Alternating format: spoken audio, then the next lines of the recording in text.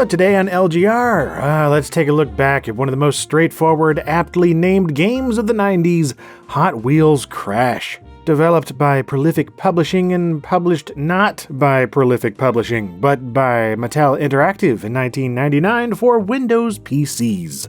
Hot Wheels Crash is a game where you crash Hot Wheels. That's about it. Succinct and to the point. Crash your way to victory. Take your favorite Hot Wheels vehicles and create outrageous crashes in real-time 3D. Ooh. As amusing as I found Hot Wheels Stunt Track Driver back then, being a full motion video game, its opportunities for chaos left something to be desired. Not so with the perfectly titled Crash, featuring 12 Hot Wheels vehicles and over 24 maps to riotously run over and ruin. And even more if you had an internet connection, with additional levels being offered as free downloadable content. Fancy. It even came with a free Hot Wheels mousepad inside the box, an apparent $10 value. And a legit Hot Wheels die-cast vehicle showed off proudly in this bottom right corner window, quite the selling points. As for the car itself, it's a Toe Jam model with a black paint job and CD-ROM interactive livery, only available as a pack-in with Crash. Neat. The mousepad, though, is less so, with physical properties leaving much to be desired. The design is fine, I guess, featuring NASCAR's number 44 Pontiac Grand Prix driven by Kyle Petty, but it's one of those cheap hard-surfaced plasticky pads, and after being folded up in that box, it's not exactly suitable for patting any mice. It does at least make a nice little tunnel for our Toe Jam car, so there's that. And hey, you also get a 100 free hour trial for America Online 4.0 Gold, a top-notch drink coaster if I've ever seen one. And also in here's a fold-out poster, featuring ads for all kinds of late 90s Hot Wheels interactive multimedia. On this side anyway, with the opposite plastered with Matchbox products instead, something that continually catches me off guard since Hot Wheels and Matchbox were competitors when I was little, but Mattel bought them out in '97, so whatever, consolidate my childhood, why don't you? Finally, we've got the game itself on a phenomenally blue CD-ROM, along with an instruction manual packed inside the jewel case with the usual black and white pages covering installation, gameplay, and troubleshooting. Far more detail than required for a game about smashing virtual die-cast cars into things and making them explode, but hey, I appreciate the effort.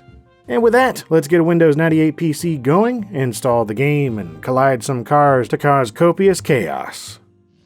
Hot Wheels Crash begins with a couple of interlaced logos and intro videos, with the main one setting you up for the so-called plot. In theory, you play a stunt driver driving around movie sets, pulling off crazy moves while the cameras roll, capturing footage for some bonkers action flick. In practice, it's nothing more than an excuse to smash virtual Hot Wheels cars into virtual buildings and props, which is fine. I don't need or even want a storyline in my Hot Wheels game. Dang it, just let me crash crap into crap and I'm fine.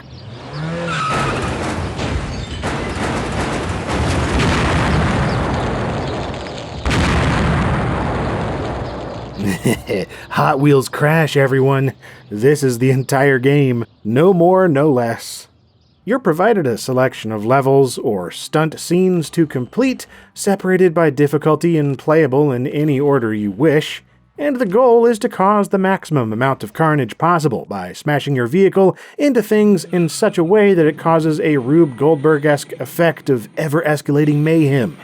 As with many things in life, you don't have any control over stuff after it's in motion. You just set things up as best you can and let it play out. And then you're told whether or not you succeeded, with items glowing green if destroyed, and red if you didn't manage to break them. It's kind of brilliant, and I really wish I'd played this back then. Not only for the charming late 90s 3D graphics, but just considering how much I enjoyed making stop-motion Hot Wheels Crash videos on VHS as a kid, and how much I loved Burnout's Crash mode in the 2000s. In fact, the latter feels like a direct descendant of what's going on here. Hot Wheels Crash feels so much like a prototype for what later came in the Burnout series that I immediately looked up the developers while making this video to see if there's any direct connection. There's not, as far as I can tell, but I have to wonder if anyone at Criterion played this before, or if it's just such an obviously awesome idea that it was inevitable.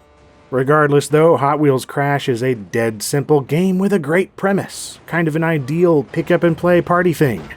Each map presents you with a scene of relative calm, with an assortment of buildings, objects, vehicles, and terrain in between you and your goal.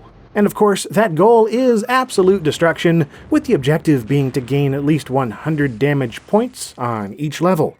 There's no choosing a vehicle, each map has its own predetermined variables, but you do get to choose your launch method, angle, and speed. 3 launchers can be selected from the options menu: a power launcher, catapult launcher, and hand launching. The first 2 basically work the same from what I can tell, where you pull the car back to a certain power level and press a key to send it flying forward in whatever direction chosen at the start of the scene. Hand launching is far less predictable, mimicking the action of actually pushing a Hot Wheels toy by using the mouse. It's a cute gimmick, but it's not reliable enough to want to use for any serious gameplay. As serious as this gets anyway. Coming from the same developer as the Return Fire series, it's no surprise that what we've got here is all about wreaking havoc in simple environments. You're not armed with any weapon systems, but who needs them? Your car is the weapon and everything explodes. So just point, shoot, and watch as the world burns.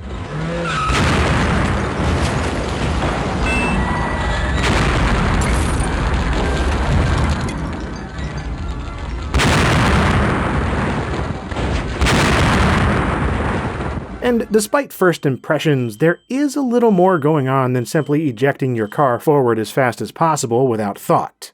9 times out of 10, that works just fine, for a little while at least. The further along you go, the more complex the maps get, to the point where it truly isn't apparent at all what you're supposed to do from the outset. Eventually, there are so many possible attack angles and scattered objects across the map that it doesn't seem possible to destroy them all with a single crash. However, this breadth of choice is largely an illusion, and the open-ended nature of these levels isn't quite as open as it may appear. Each scene has a pretty specific method of completing it, and while you can try all sorts of things along the way to see what happens, there's very little leeway in actually solving each map. In that sense, Crash really is more of a puzzle game than anything else, with the correct angle and speed of your collisions setting off a specific set of events resulting in a predictable high score. There's a bit of variance allowed, specifically so that you can smash into bonus items along the way for extra points, but by and large the majority of the game plays out the same series of events from player to player, and once a puzzle's solved, it's solved. As you progress, you'll unlock new vehicle parts, and once that's complete, a new puzzle map is unlocked, where you can use that new vehicle to do the same thing you've been doing all along. And that's about it. Do this a few times over the course of 3 level groups, and you'll unlock 3 more special maps, and these are where the game changes its tune a little and becomes even more like Burnout's Crash mode. Instead of there being a preset solution, these extra maps have no specific outcome. Instead, the goal is to gain as many points as possible by causing a large chain reaction of collisions and explosions. It doesn't tell you how many points you need, but it's between 200 and 500 per map, so just get as much as you can and eventually you'll accumulate enough points to unlock the final map, the Volcano. One of the most deceptively tricky maps in the game. All you need to do is get your van inside the opening, detonating the entire mountain for some reason. Doesn't matter, Hot Wheels!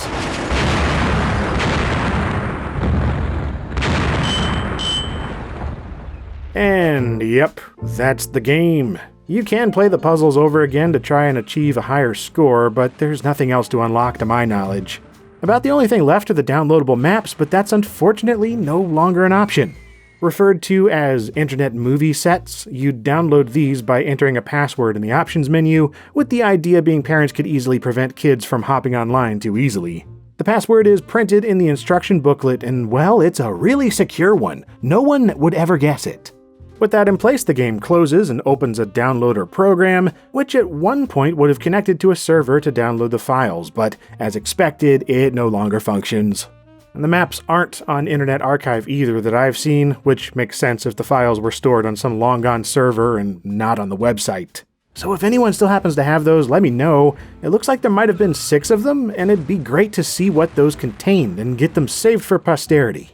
Though I can't imagine we're missing much, objectively speaking, since Hot Wheels Crash is what it is, take it or leave it. It's a childhood playtime experience brought to virtual life, where you're free to wreck cars and smash things up without actually wrecking your cars or smashing things up. Yeah, I would have been all over this had I come across it back then. Who am I kidding? I'm 35 and this is still fun. It's simple, and it's over in less than an hour, but I had a constant grin watching the carnage unfold making this video. I can't help it. And I hope you enjoyed taking a look back with me, whether or not you've ever played Hot Wheels Crash yourself.